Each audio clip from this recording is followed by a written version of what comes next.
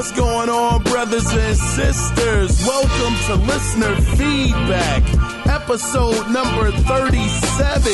And in this week's episode, we will be going over emails from the OG, Cody Clark. We'll also be covering Square Enix, allegedly working on another Final Fantasy remake. And this is outside of Final Fantasy VII remake being made. IGN has made a huge acquisition.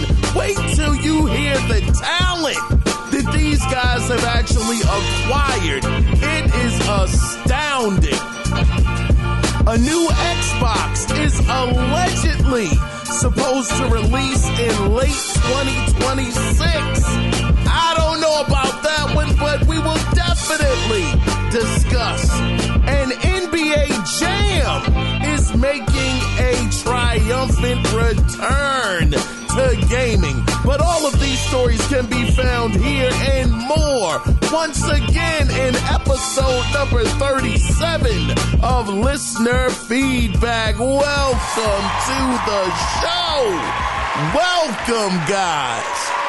Oh, it's so great to have you guys here. And it is always appreciated. Now, before we officially get into this episode of Listener Feedback, if you want to be a part of the next Listener Feedback episode, you can do it two different ways. You can either call in, and the phone number is simply 443-380-0281, and let your voice literally be heard. Or you can email the show just like the good brother Cody Clark did at the Analog Circle Podcast. Oh man, I got tongue tied. But you can do that at the Analog Circle Podcast at gmail.com. So without further ado, let's get into Mr. Cody Clark's email this week, which is entitled Versus, We Lose. Cody says, Xbox closes a bunch of recently acquired studios, seemingly regardless of output and quality, awards, etc. Yeah, closing down doggone Hi-Fi Rush. Anyway, let me continue with your email, Cody. He says Sony plays lock keeper and decides words mean nothing. Locks out PC gamers from games on their PSN. No game for you. Yeah, that was a debacle. He's talking about Helldivers 2. I believe I don't even know if they have truly fixed that problem yet, Cody Clark. I do remember that if you didn't have PSN, and in certain regions of the world, they don't have PSN, they were locked out and couldn't play for days, if not maybe possibly 2 weeks. It was a good amount of time. So yeah, Sony said, the heck with y'all. We don't care what y'all talking about. Sign up on this PSN. If you don't have it, oh well, it's tough for you. But they eventually, Cody, if I'm not mistaken, I think they did fix that problem, I believe. But let me continue on. Says EA wants to put ads in their games. Even though we're old, no, I'm like 2018. I don't know about that one, Cody, but having EA want to be out there putting different, some kind of advertisements in their games. Yeah, we went over that as well. We'll have to see how that actually pans out though, Cody. I'm not sure exactly what they may add. Like I said, I'm hoping it'll be billboards or certain item placements that work within the actual gaming world that we'll be playing in. But let me continue with email here, Cody. You say Ubisoft says you don't need to use your games. They probably flick boogers at children too. They suck. I don't think this is about Xbox or Sony or Nintendo or Meta or Google. Bring the premier gaming platform or provider anymore. We, as players and customers, are no longer invited and courted into bespoke, curated suits with luxury and pride on display from a developer. He says, we are cattle on a conveyor belt earmarked with notes of, quote, this is what you get, end of quote, $70 live service, always online, spiritual remake or copy paste, not quite right clone of this Call of Duty, Clash of Clans, Battle Royale, MMORPG, Metrovania, Pepsi, Coke, Porsche, Taco Bell, FOMO, collab, that if it doesn't make $4 billion in under 32 hours, it underperformed. The game is shut down. The CEO gets a $24 million bonus, and 900 to 1,200 staff that did nothing but work in unfair and unpaid conditions gets let go. That's what this cycle is doing. Stadia evaporates. Nobody gives two tugs about Amazon. Some house star citizens. I don't know about, I'm reading it like you wrote it, Cody. Some house star citizens is like legally fundraising in game, and you get a special store within a store if you spend more than $1,000. God dang, man. Are you kidding me, Cody? They are still taking money for Star Citizen. I know this game has been in development for well over a decade, and they are still getting money for this. That is wild. And if you spend $1,000, you get you get access to a special store. That is wild. Let me continue with your email. God darn. He says the county of Vietnam made Steam illegal because they felt it was competing unfairly with local developers. So instead of propping up the devs, they banned Steam and screwed over indie devs who work with Steam. Wow. Man, how many jobs that's crazy. I mean, the gaming industry is already in a pretty bad space, as it were, as far as employment goes. And here it is, the doggone country of Vietnam. They just shut down Steam completely, taking away more jobs from indie developers who actually work with Steam. God darn, that's terrible. He says, are we in the bad mirror universe? Yeah, I would say possibly so. He says it really feels like we are in the bad universe and we need the enterprise to save us. Also, if Sony actually buys Paramount and I have to give up Star Trek, I am officially boycotting Sony for life. I will break a thing. Well, I don't think that they're actually still going through with the Paramount deal. I think they did take that off of the table. So, Cody, I don't think you're going to have to worry about boycotting Sony for life, my good brother, because, I don't think that deal is going through.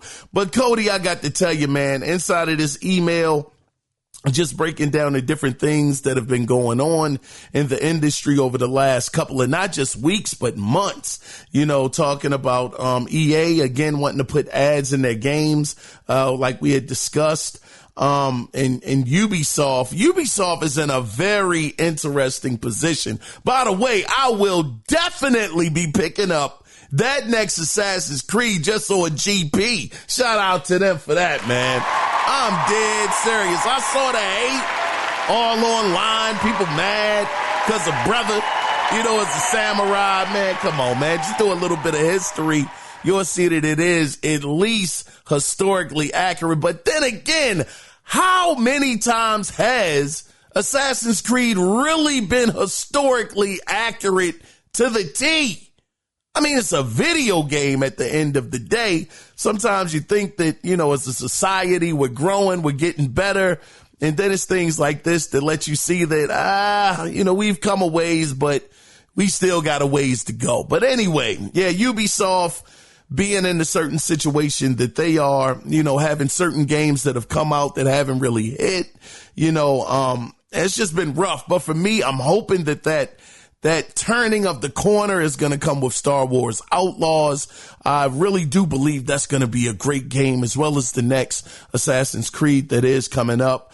Just overall, Cody, it's just it's a rough time, man. You bringing up the fact that, just Xbox getting all of these studios and even having Tango Gameworks toe the mark, be the game that they said that it needed to be successful, which is what Aaron Greenberg came out and said. Because remember, and I talked about it, so I apologize for repeating something that I already said, but we remember that Aaron Greenberg, he came out there and confirmed that Hi-Fi Rush was a success to them. It met their metrics. So now you have that studio that won 2 different awards at Jeff Keighley's show when Starfield didn't even get nominated.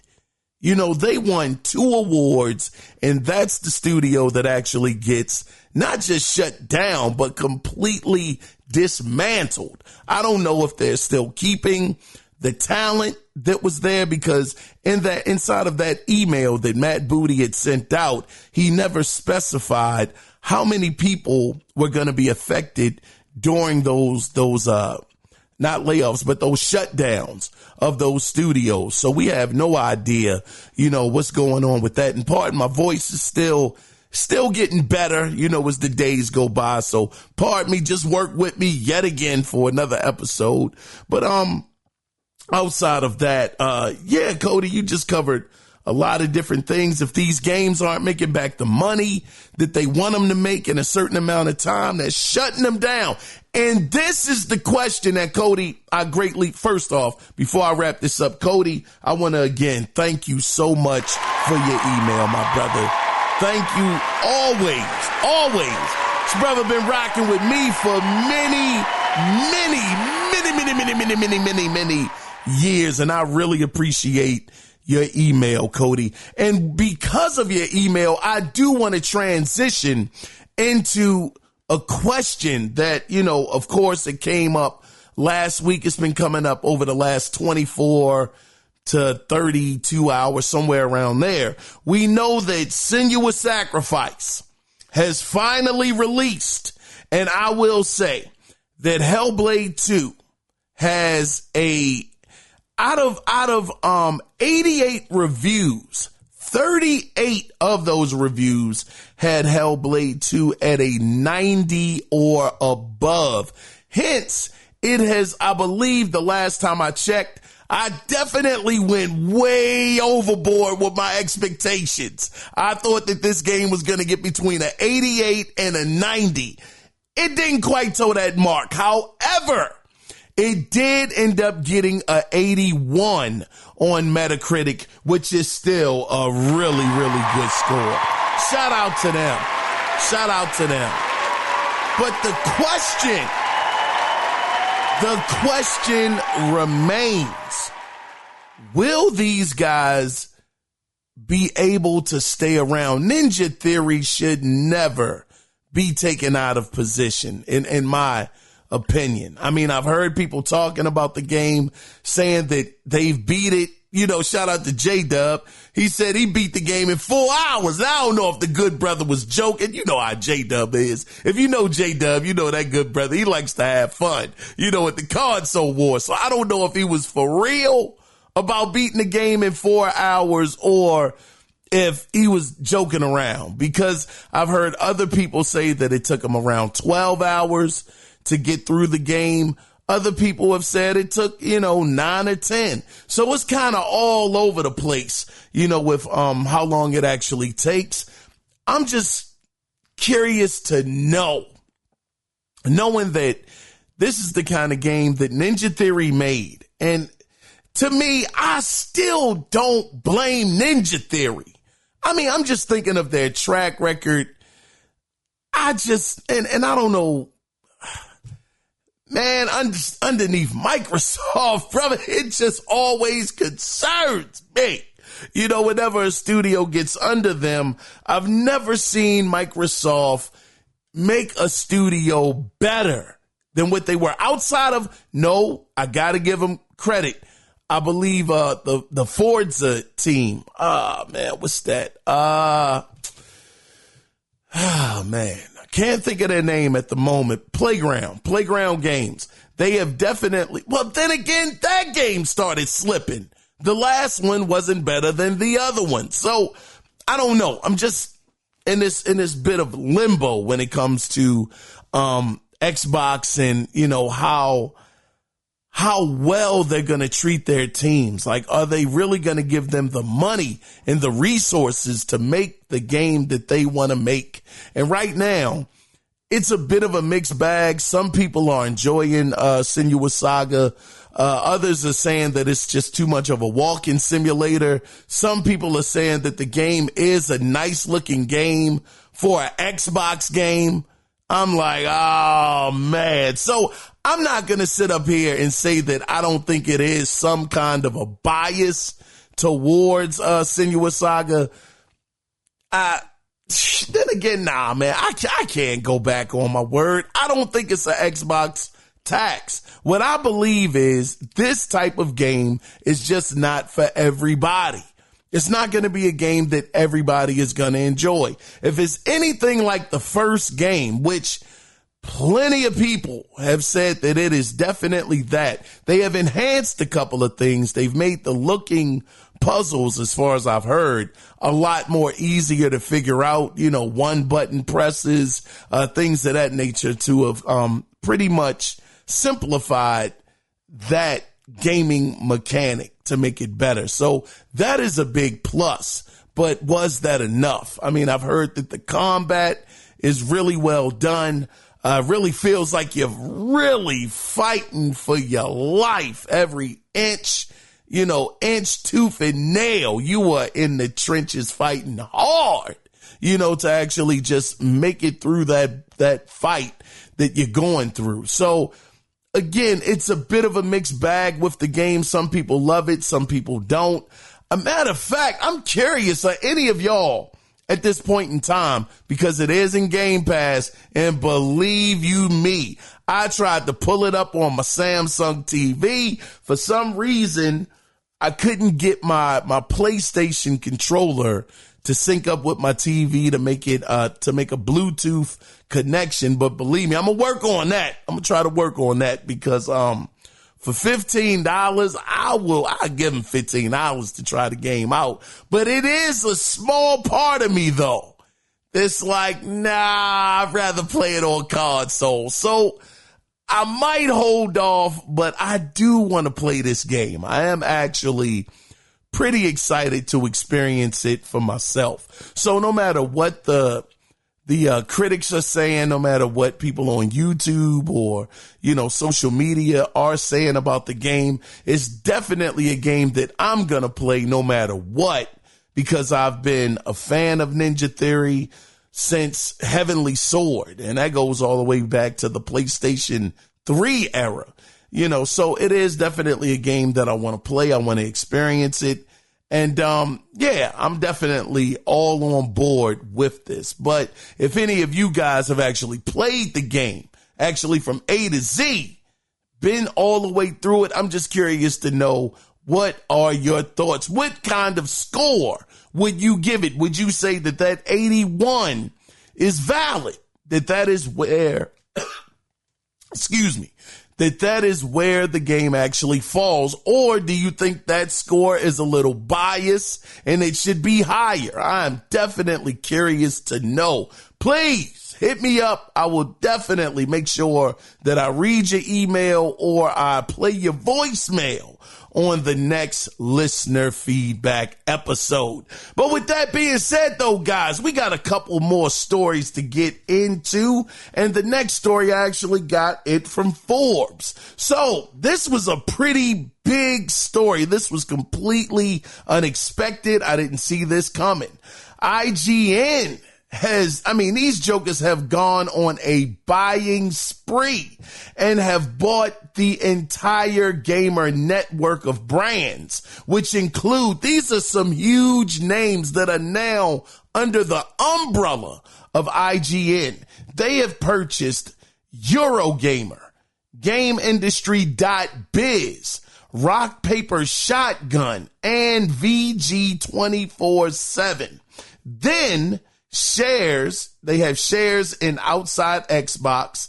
They have Digital Foundry. Digital doggone Foundry is under IGN. They got Nintendo Life, Push Square, Pure Xbox, and Time Extension. Now, as a result of such a huge acquisition, quote, redundancy, end of quote, is a factor which unfortunately will lead to layoffs. Now, it's no word on how many staff are going to be laid off because of this, but they are definitely coming. And this is the downside of acquisitions, big acquisitions like this. I mean, they definitely channeled their inner Microsoft when it came to this, because I remember for quite some time, IGN, they would come up with their own videos, kind of trying to be like Digital Foundry. They would have somebody in there trying to count frame rates and pixel count or whatever the case may be. And I'd be like, nah, they just ain't got the flair. They ain't got the flair like Digital Foundry does. And I guess IGN got tired of that and said, you know, man, darn all this. Darn us trying to replicate what y'all do. We're just going to buy y'all. We'll buy y'all and y'all come on over here and work for us. And I believe that IGN is under, is it Zen Davis? It's something Davis that they're under. And those guys have been around a long time. I remember seeing their name in certain magazines. I think it's, I know I'm saying it wrong, but it's something Davis for sure. So they went out there and they bought the whole farm. I mean, all of these outlets outside of, I've never really used Rock, Paper, Shotgun too much, but all of these other outlets, Eurogamer, VG247, Industry.biz, I use all of those sites. And just the fact that all of those are going to be under IGN, that says a lot. So I wonder, oh man, now you know, woo, you can imagine that the people that already didn't like IGN, oh shucks, them buying up doggone, what was the name of this thing again? Gamer Network of brands. Yeah, buying up all of these jokers, man, you can believe that the hate for IGN is going to be out of the doggone solar system, the whole galaxy. They're going to be saying, oh, these guys are against Xbox in a bad way. They already believe for some reason, and I don't understand this, why they believe IGN has such a bias towards Xbox. I'm not 100% sure where that came from or what the proof is. I do remember that at one point in time, now this is me going way back in my mental Rolodex, which is terrible. Y'all know my memory is shot, but I do recall that some kind of report that came out where a game, they were saying that a game was available on PlayStation, but they never mentioned that that same game was available on Xbox. So them actually being the gaming media, yeah, I can kind of see where a person might feel as though, man, you knew what the heck you were doing. You were in the know. You're not a casual. This is your job. This is what your outlet does. You knew this game was coming to Xbox.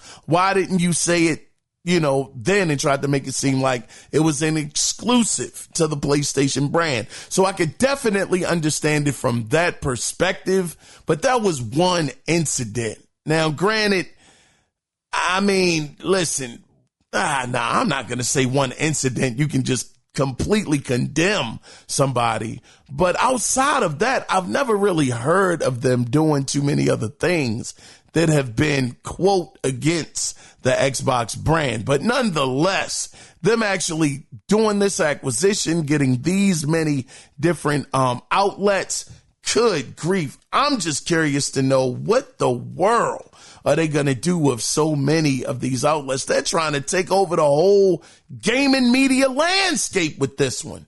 So we'll definitely see, though. This is a very, very interesting move. But that's not the only story that we have here. The next story, I actually got it from WCCF Tech, which this was not one of the companies that was in this doggone acquisition. So these guys are still doing their own thing. But according to a leaker named Midori, his name is spelled Midori, who is a Sega leaker, is allegedly confirming that Square Enix is working on a remake of no other than Final Fantasy IX, and that it is in development right now. Now, outside of him mentioning Final Fantasy IX remake being in development at this moment in time, he also mentioned that Nintendo is making a new version of Zelda Breath of the Wild on the Nintendo Switch 2. So, I mean, I've never heard this. This is the first I've heard of Nintendo possibly doing something with the Zelda Breath of the Wild on the Switch 2. I don't know exactly what they would do. Would it be a remake? Would they be taking advantage of the hardware of what the Switch 2 is able to do and maybe possibly put some extra features inside of the game that they weren't able to do for the Switch because of the possible limitations of the console? Would they be doing something like that? Or, you know, could this just be a nothing burger and this isn't happening for real? But nonetheless, I mean, it kind of doubled down with this Final Fantasy IX remake by also saying that it is possible that this could be shown as early as PlayStation's next showcase, which, as it stands on, what time is it right now? It is 12 o'clock midnight on May 23rd. We have not heard word from PlayStation yet on whether or not they are having a show. I'm guessing, man, that's another thing I want to talk about because, man, we just going freeform it. You know, are we going to get this show? Is this show, pardon me, guys, is this show going to happen this month? Here it is, May 23rd. We haven't heard anything thus far. Now, who knows? Later on today, I mean, I got to be to work at 7 o'clock in the morning. I might be on my way into work, get a notification, and all of a sudden, voila, magic, they announced that a show is happening. I don't think that's going to happen. I would love it. I mean, it would be great to see what these guys are going to bring to the table, but I would love it if they were all in June together. The big three, Microsoft, Nintendo, and Sony. Just one time for the one time, you know, to have all of them back together in that same month, just for like old time's sake, like they used to during the E3 season. Now, whether that's going to happen or not, I mean, I'm hoping for it, but I don't know, man. You know, lately Sony has just been off doing their own thing, similar to Nintendo. When it comes to these showcases, you can never pin them down. We haven't been able to pin them down for quite some time now. It seems like 2 or 3 years. Sony has kind of been mysterious when it comes to actually figuring out when they're actually putting on a show, you know, for the summertime. So I'm going to lean towards, we're not getting this show this month. I mean, realistically, I just don't think it's going to happen. And hopefully by me saying that I don't think it's going to happen, it will actually happen. And we will get something later on this month. But realistically, again, I'm just thinking about it back to the time when everybody kept saying that, oh man, the show was going to happen. It's happening in June. It's happening in July. We didn't get that show until September. So I think that it's going to be a very similar situation. And who knows, in between time, maybe we get the smaller show. I always have a hard time remembering the name of that show, but it's the show that's like 15, 20 minutes long. It's not really a long show. Maybe we get one of those to kind of tide us over, you know, in the near future, maybe early on in June or maybe in July. But I think that their big show, that's just going to be hard to say, you know. And matter of fact, if they were to do a show this month, maybe it will be the State of Play, the State of Play show instead of the actual showcase, to kind of get everybody kind of prepped and ready to go. Maybe they can show off some really cool stuff during that, just as a lead up into the actual showcase. So we'll definitely see. But as it stands for me personally right now, I don't think that show is going to happen this month. Either one. I don't think either one is going to happen. I think that Sony, they're going through a couple of things right now. Yeah, they've been able to get these deals of being able to get these exclusive titles in a down year, where they have not released any first party software at all. And they told us that they're not going to be doing that until at least bare minimum March of 2025. So we'll be waiting for quite some time. But outside of that, the financials, even though I read off where they made buku money in that fiscal year, they still seem to be trying to get more money. So as a result of that, yeah, Sony is just in a down year this year. But hopefully, again, I'm not ruling out the fact that it will happen sometime this year. I believe that they need to. They need that show because right now, I'm not going to say that confidence is waning on the PlayStation brand. They've been doing this so long and they've had such an amazing start to this generation when it comes to the games that they have delivered. I mean, you can't just erase, Ratchet and Clank Rift Apart or Returnal or God of War Ragnarok or Spider-Man Miles Morales, Spider-Man 2, Horizon Forbidden West. I mean, these guys have delivered time and time and time again. We're just starting to get to the point 4 years in that Microsoft is releasing their third game for the generation. I mean, they started the generation with nothing. PlayStation had a ton of games to choose from when they first started. I mean, I just rattled off a couple of them, and Xbox is literally on their third game for the generation. They had Starfield, they had Redfall, which was an absolute disaster when it released, and now they're on Hellblade 2, which is getting some pretty, man, 81 is a great score. That's a great score. I'm not gonna, I can't say that that's a okay score. No, that's a darn good score. So yeah, they're just starting to get their footing in year 4 when PlayStation has been doing it at a high level with the different games that are named. Of course, I know mileage for everybody is going to vary, but for me, those are the games that really, really, have led me to the PlayStation platform. But we'll definitely see what happens with this. Hopefully, again, like I said, it'll happen soon, sometime this year, and we will definitely get that roadmap that we all need, to see, as far as what PlayStation has planned. But let's get into the next story that actually I got this from readwrite.com. So yet again, we're walking down Rumor Boulevard. Rumor has it there's something that only I know. So according to a credible Call of Duty leaker and ex-user, his name is Hope, he had this to say about Xbox on X or Twitter, whatever you prefer to call it.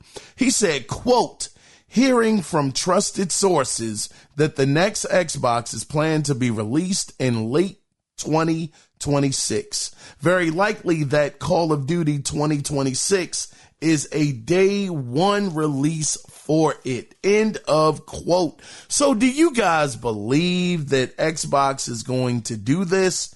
That they are going to release the next Xbox in 2026, kind of getting a bit of a head start, as it were, on PlayStation, because we do know that, look, it's two things, I mean, not for sure, but that we can kind of almost logically look at and say, yeah, more than likely that'll happen, but nothing is 100%.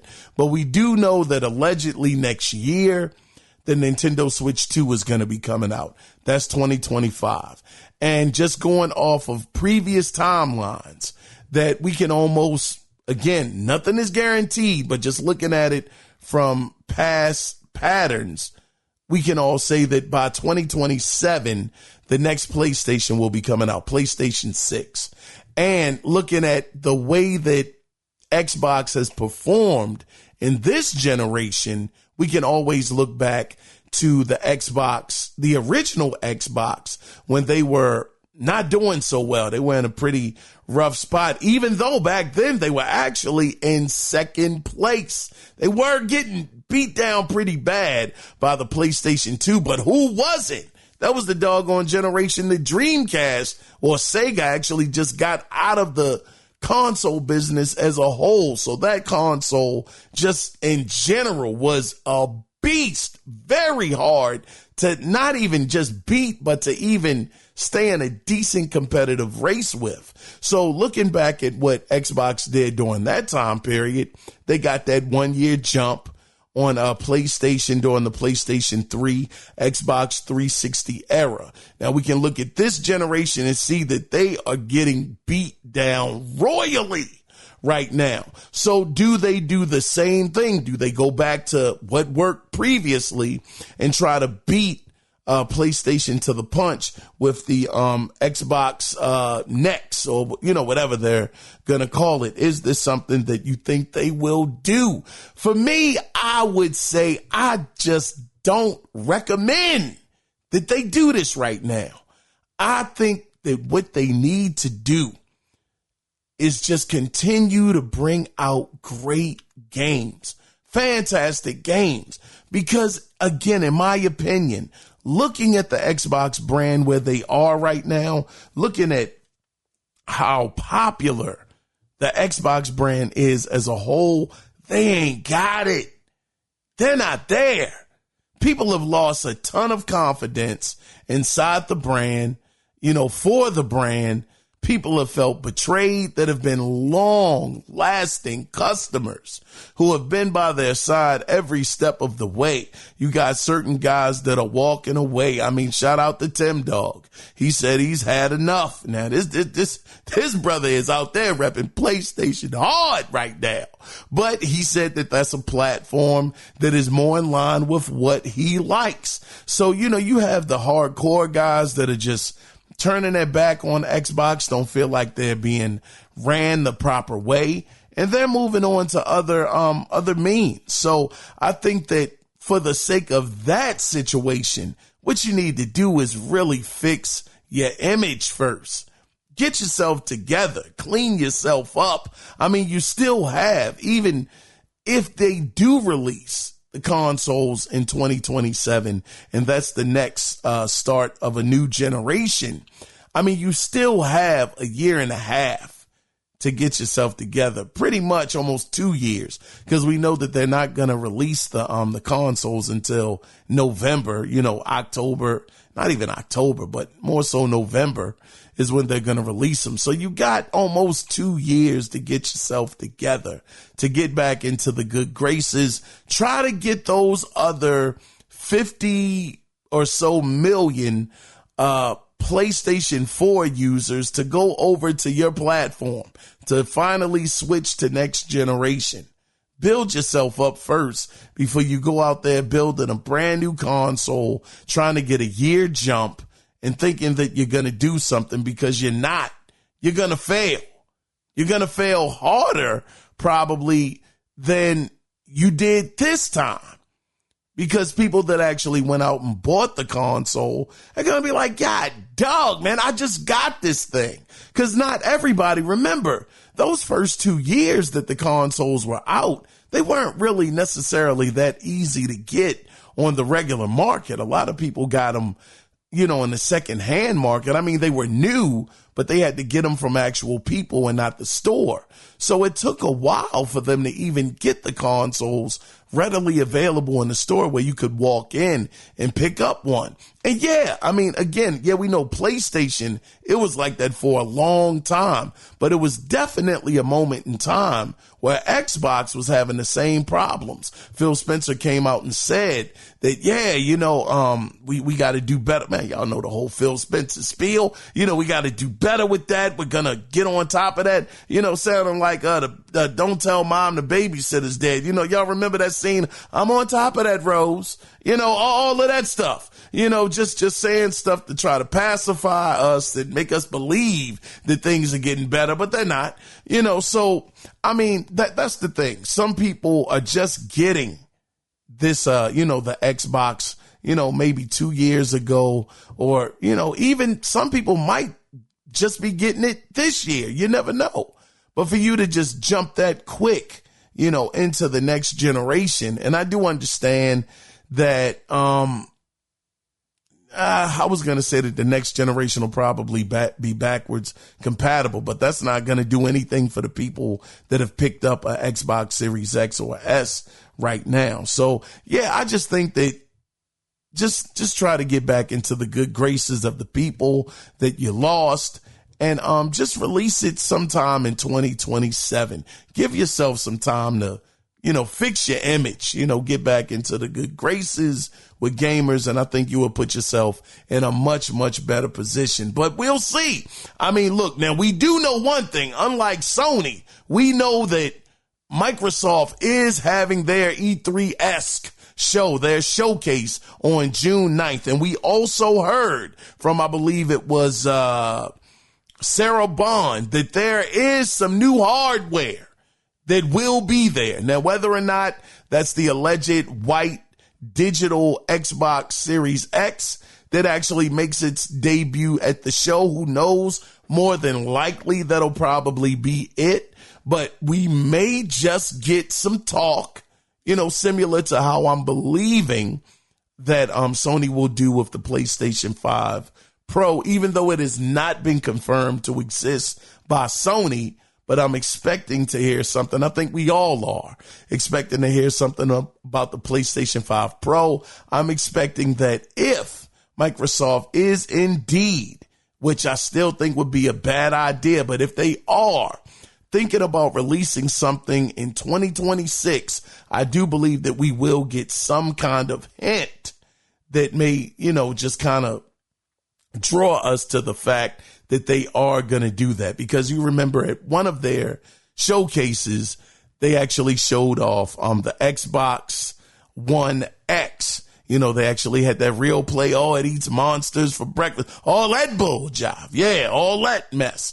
Maybe we get something like that at this show if they're working on something for 2026. Maybe a small little teaser, but only time will tell. And as always, with all of these rumors, whether it was Final Fantasy IX Remake or Xbox Series Next or whatever they're going to call it, releasing in 2026, always remember to take all of these things with a mustard seed of truth until PlayStation or Xbox comes out and says that, yes, we have a PlayStation 5 Pro, and yes, we will be releasing the Xbox Next in 2026. So until then, mustard seed of truth, brothers and sisters. Now, the last story that I want to go over with you guys is, this is going to be brief, but it is been confirmed that NBA Jam is making a comeback. So if you were a fan of that franchise,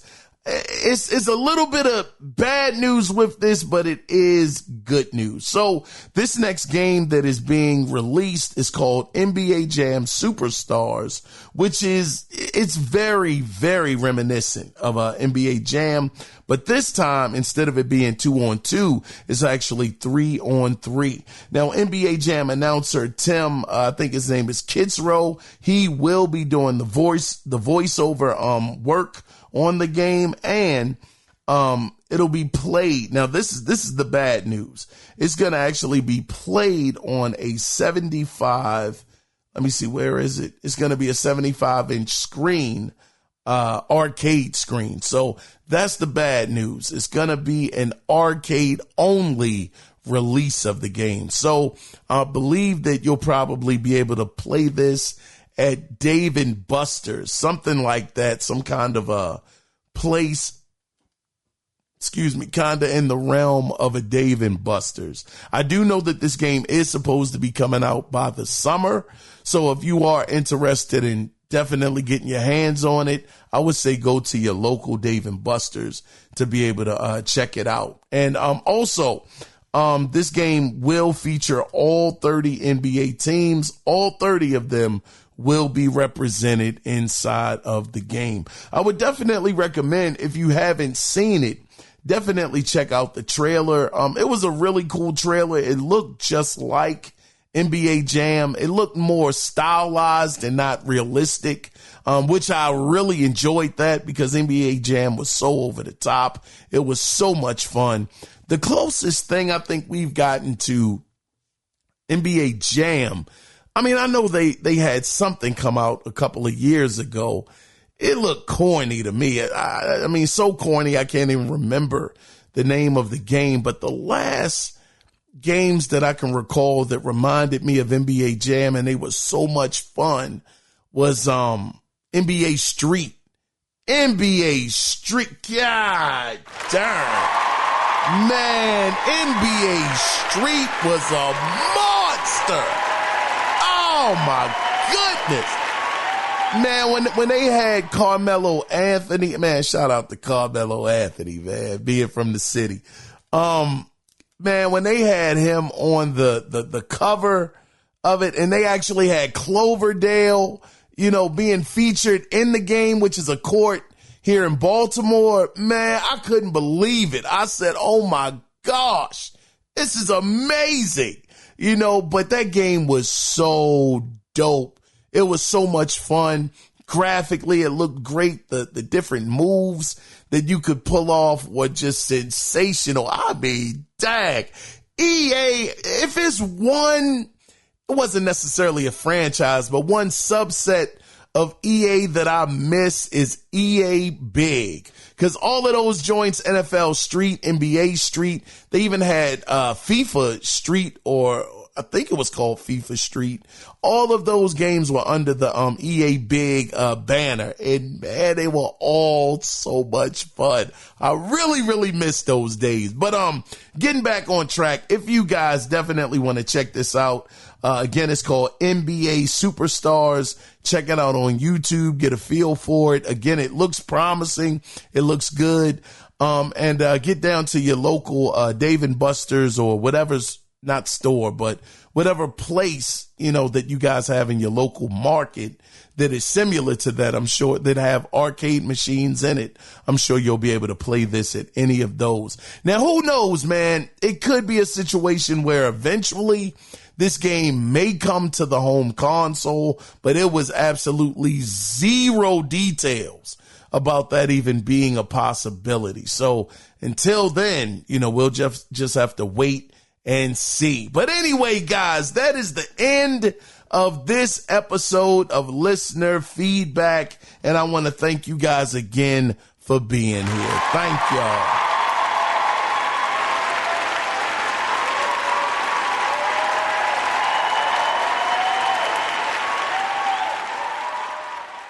So we will definitely be back at it again on Sunday. We definitely got some things to talk about. Maybe by Sunday, Sony may come out here and actually say that they are having a showcase sometime this month, but we will see. So until Sunday, when we're back at it and going over the gaming news, I just want you guys to get out there, play some games, and enjoy yourself. So I look forward to talking to you guys Sunday. We are out.